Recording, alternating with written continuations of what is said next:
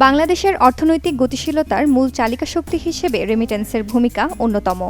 সম্প্রতি remittance fighters নামে এক সামাজিক প্ল্যাটফর্ম একটি প্রেস কনফারেন্সে অন্তর্বর্তীকালীন সরকারের কাছে প্রবাসীদের বিভিন্ন যৌক্তিক দাবি তুলে ধরেন। রেমিটেন্স ফাইটার্স নাম থেকেই আপনারা মনে হয় বুঝতে পেরেছেন যে এটা মূলত রেমিটেন্স যোদ্ধাদের একটি সংগঠন। তো আসলে প্রবাস জীবনে অনেকেই অনেকভাবে চেষ্টা করেছেন তাদের অধিকার দাবি দেওয়া বিভিন্ন সময় সরকারের কাছে তুলে ধরতে, অনেক সময় পেরেছেন, অনেক সময় পারেননি। তো আমরা দীর্ঘদিন থেকে কাজ করে আসছি মূলত কিভাবে রেমিটেন্সের পরিমাণ বাড়ানো যায়, কিভাবে বৈধ উপায়ে রেমিটেন্স আসতে পারে এবং সেই বিষয়ে উদ্বুদ্ধ করা। এই প্ল্যাটফর্মটি প্রবাসীদের কল্যাণ, অধিকার ও বাংলাদেশের অর্থনৈতিক সমৃদ্ধিতে অবদান রাখার উদ্দেশ্যে বিভিন্ন কার্যক্রম পরিচালনা করে আসছে। এই যোদ্ধারা কাজ করছেন, তাদের মনোবলটাকে আরো বৃদ্ধি করা দরকার এবং মনে করতে হবে আজকে কিন্তু আমাদের এখানে যোদ্ধাদের মধ্যে দুটা শ্রেণী কিন্তু যাচ্ছে, একটা ইন্টেলেকচুয়াল আর একটা হচ্ছে শ্রমজীবী মানুষ হিসাবে কাজ করছে।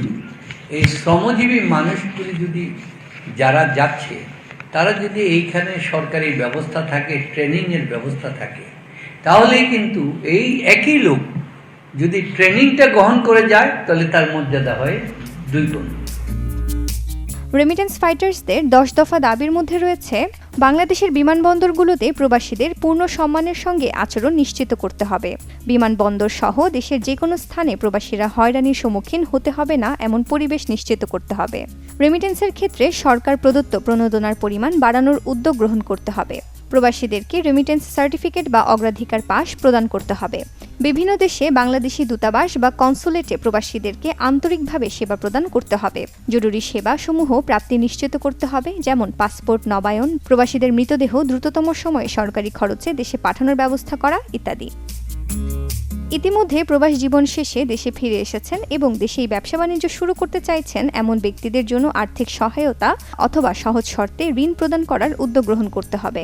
প্রবাসীদের জন্য জাতীয় নির্বাচনে ভোটাধিকার প্রয়োগের ব্যবস্থা করতে হবে, অনলাইন ভোটিং সিস্টেম চালু করতে হবে।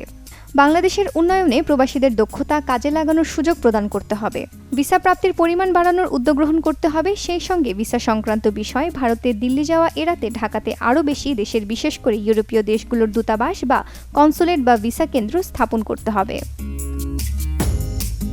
জনশক্তি খাতকে সিন্ডিকেট মুক্ত করতে হবে, আরও চাহিদাপত্র আনয়নের উদ্যোগ গ্রহণ করতে হবে, বিদেশ যেতে ইচ্ছুক প্রার্থীদের নিবিড় প্রশিক্ষণ ও দক্ষতা উন্নয়নে ব্যাপক উদ্যোগ গ্রহণ করতে হবে, ভিসা এবং অন্যান্য খরচ অবশ্যই যৌক্তিক হতে হবে, সহজ শর্তে ব্যাংক ঋণ প্রদান করতে হবে, বিমানের টিকিট অবশ্যই ন্যায্য মূল্যে প্রাপ্তি নিশ্চিত করতে হবে, ব্যাংকে ছাত্রদের ফাইল ওপেন এবং বিদেশে অবস্থিত বিশ্ববিদ্যালয় অথবা কলেজে টিউশন ফি সহ সকল ফি পেমেন্ট প্রক্রিয়া সহজ করতে হবে, মেধার ভিত্তিতে স্কলারশিপ প্রাপ্তির ব্যবস্থা করতে হবে।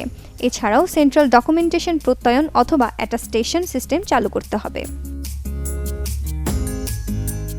প্রেস কনফারেন্সটিতে আরও উঠে আসে কমপ্লিট শাটডাউন সহ ব্ল্যাকআউটের সময় প্রবাসী বাঙালিদের অবদান। এছাড়াও প্রবাসে পাড়ি দেওয়ার আগে সঠিক প্রশিক্ষণ নেওয়ার কথাও জানান প্ল্যাটফর্মটির কর্ণধাররা। সুমাইয়া খুশবু, চ্যানেল 24।